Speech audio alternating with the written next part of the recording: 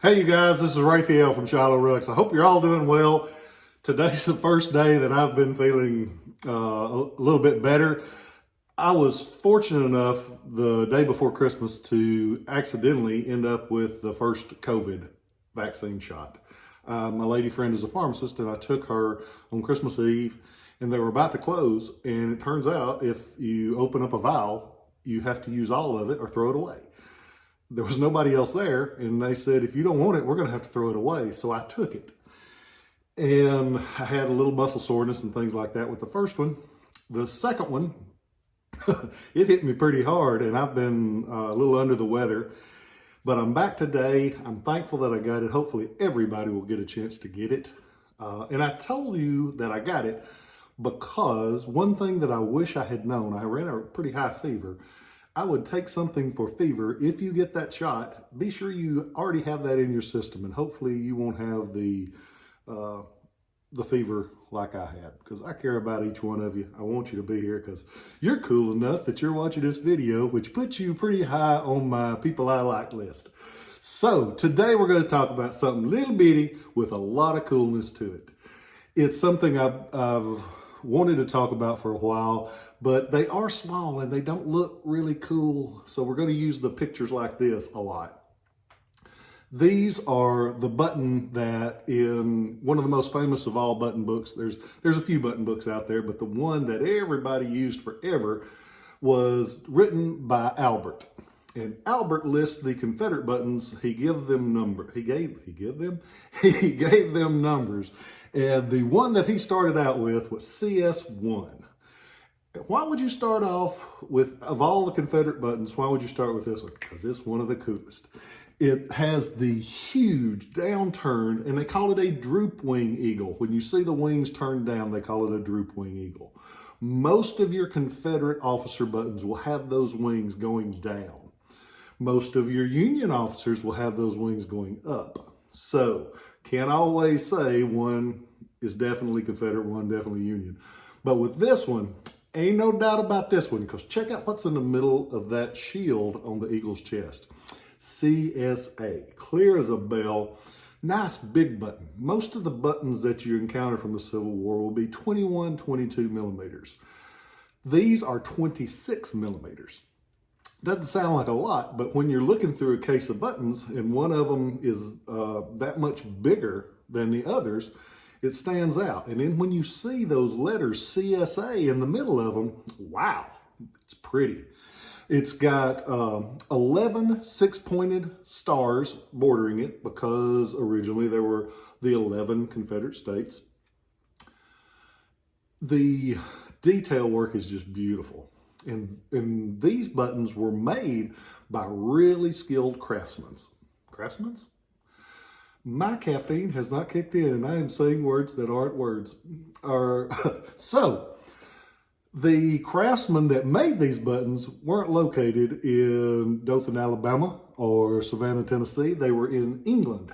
And it's believed by many people that these were made by the firm of Smith, Kemp, and Wright.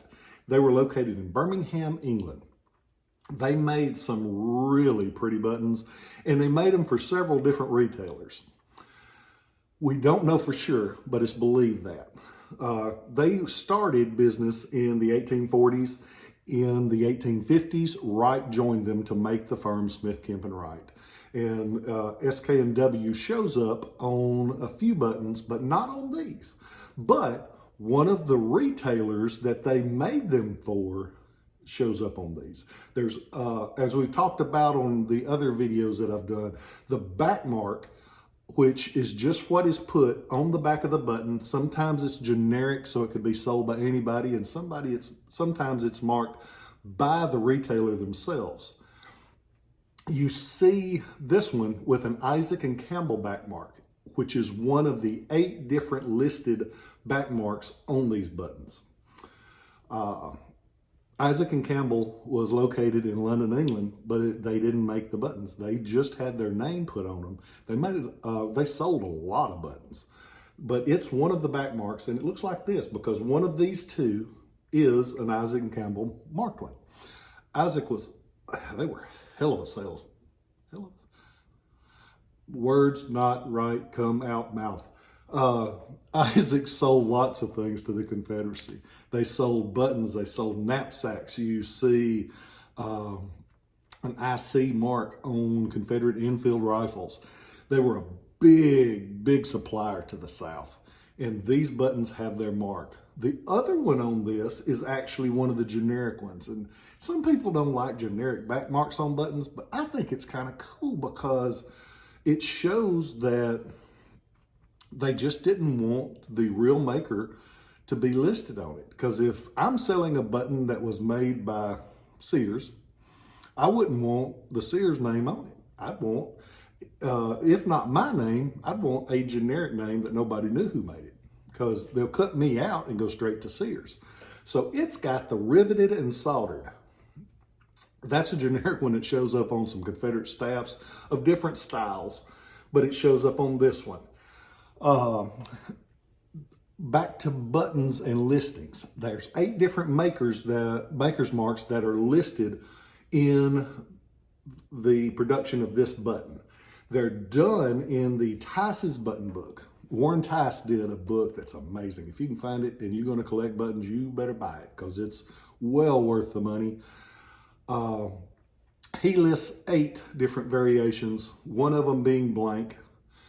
So there's 7 different marks. He mentions a couple of them that he hasn't seen. So we believe they exist. I haven't seen them either, but hey, he knew more than I did.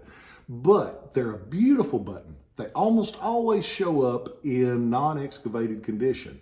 They did make it over here though. There's some buttons that were intended for the Confederacy that never made it, because I've seen these dug in lots of different places in the South. So we know they made it over. They are just a beautiful button. They're a good variation of button. You can get lots of different versions. They make a coat and they make a cuff. The cuff is actually 16 millimeters, which is still a nice size button. The cuffs are a lot tougher to find than the coats. And when you see these on a coat, if you ever get a chance to go to Richmond, Virginia, you ought to go through the Museum of the Confederacy, as long as they still let it go. And I love that place. Hope it's there forever.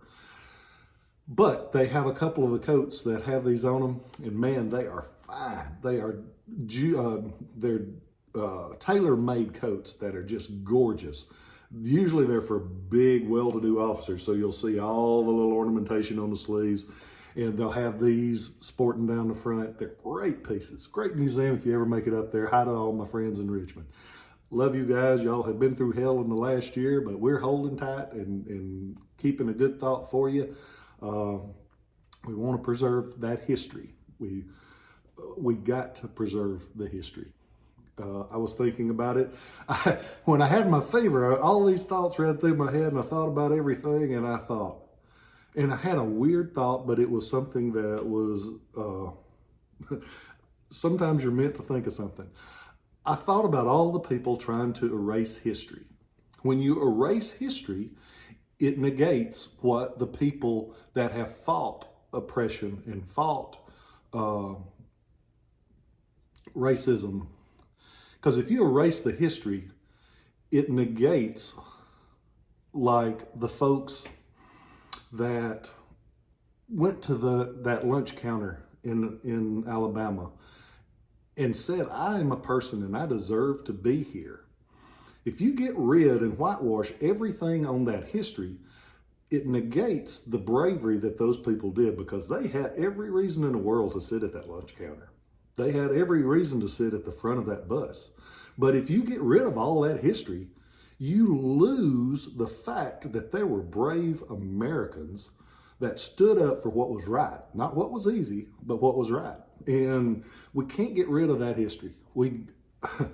And I watched a couple of TV shows that they have completely rewritten history. And I started watching them, and I'm like, well, that's not the way that happened.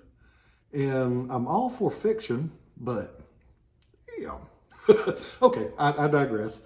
But I hope you guys are all healthy. I hope you do take that shot, because I didn't the last few days, but today I'm glad that I took it. As my granddad said, and I thought about it every day when I woke up, I was like, I'm still here. I'm sitting up and I'm taking nourishment. It's going to be a good day. So hang in there. Be careful. I love you guys, and I'll catch you next time.